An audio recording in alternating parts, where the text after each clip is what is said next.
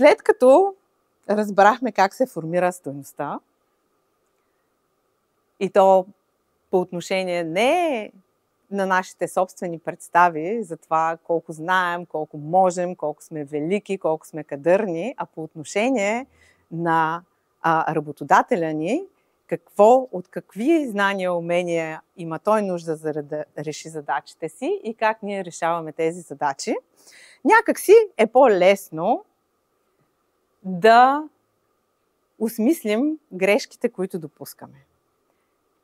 И най-голямата грешка, особено в нашата народопсихология, българската, може би е позната за много от вас, е това, че някой ми е длъжен. Българина много обича да прехвърля вината, но не само българина, всички хора, обикновено, чисто емоционално и психологически, преди да потърсим вината в себе си, някакси е по-лесно, по-изгодно да я търсим някъде другаде. И същото е валидно и на работните ни места.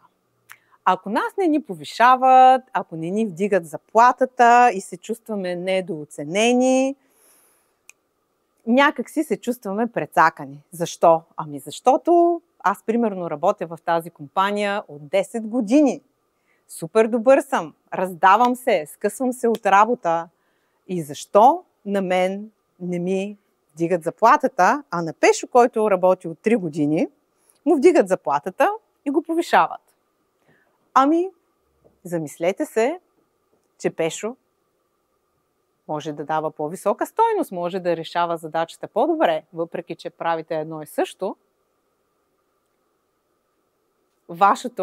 Вашата стойност се измерва в стойността, която вие носите за работодателя си или за клиентите си.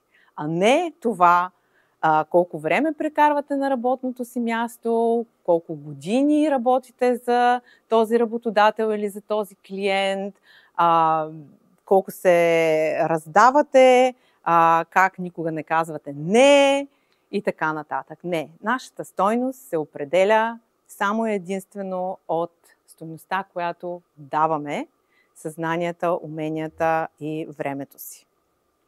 И ще ви дам още една аналогия, за да си го представите по-така нагледно нещата.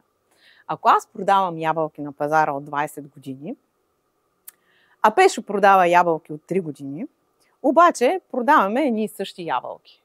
Защо си мислите, че като продавам аз ябълки от 20 години на пазара, някой трябва да ми плаща 2 пъти повече за тия ябълки? Те са едни и същи с ябълките, които Пешо продава, въпреки че той ги продава от 3 години.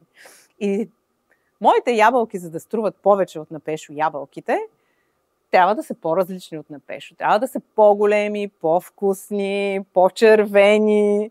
Трябва да носят допълнителна стойност на клиентите, за да струват по-скъпо. Само поради факта, че продавам ябълки от 20 години, това няма да увеличи стойността им.